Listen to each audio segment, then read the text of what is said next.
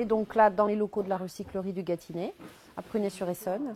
Ce sont des locaux qui nous servent à entreposer de la marchandise qui aurait pu être mise en déchetterie.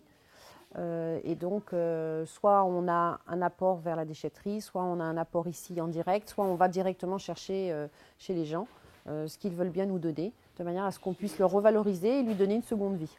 Par exemple, voilà, une petite veste comme ça, en cuir, un mouton, ça va être vendu 3 €.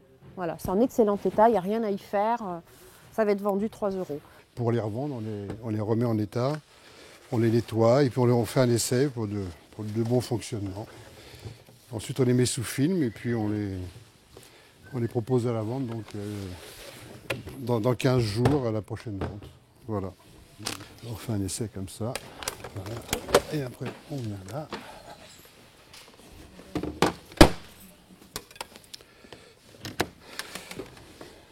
Voilà.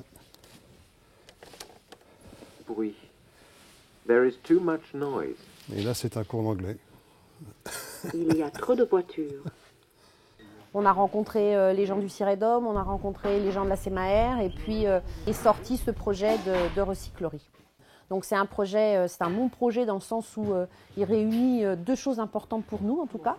L'environnement, puisqu'il faut savoir que tout ce qu'on récupère ici normalement doit être enterré dans le sol. Hein, donc pour nous c'est vraiment un point d'environnement. Et puis la partie sociale, puisqu'on a ici 10 personnes qui sont très éloignées de l'emploi, 10 aujourd'hui et 12 bientôt, qui sont très éloignées de l'emploi et à qui donc on redonne la possibilité de se réintégrer dans le monde du travail. Voilà. L'opération consiste à finir de poncer les parties qui sont vernies.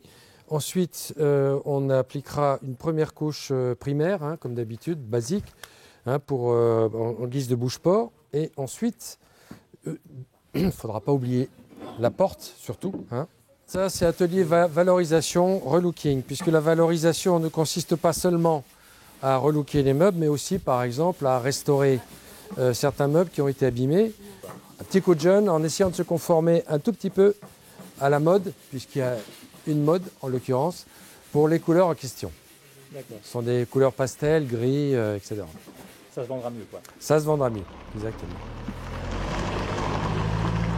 Là, nous partons en direction de Milly-la-Forêt, chez une cliente qui nous a appelé pour faire une collecte à domicile.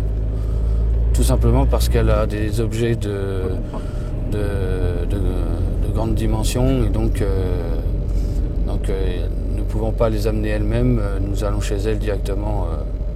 Il s'agit exactement d'un déménagement, donc voilà.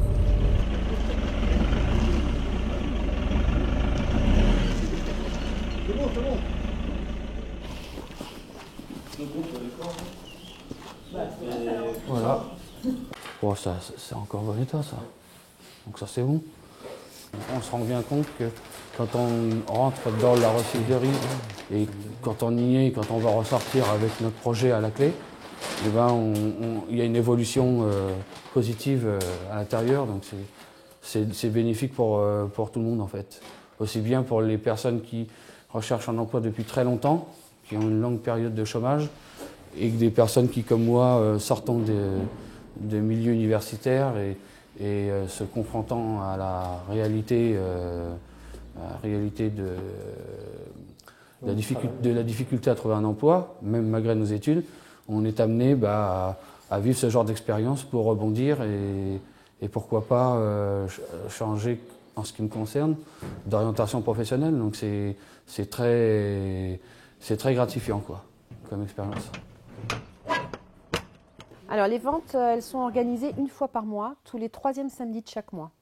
Donc quand c'est comme ça, vous voyez que le local est relativement petit. Donc on monte des barnums dehors et on sort en fin de compte tout ce qu'on a à vendre dehors. On étale on fait des présentations un peu sympas pour que les gens puissent voir un peu la qualité de ce qu'on a, parce qu'on a un gisement qui est relativement bon ici. Et puis on vend voilà, sur toute une seule journée, le samedi en règle générale. On a à peu près entre 170 et 200 personnes qui passent à la caisse ce jour-là.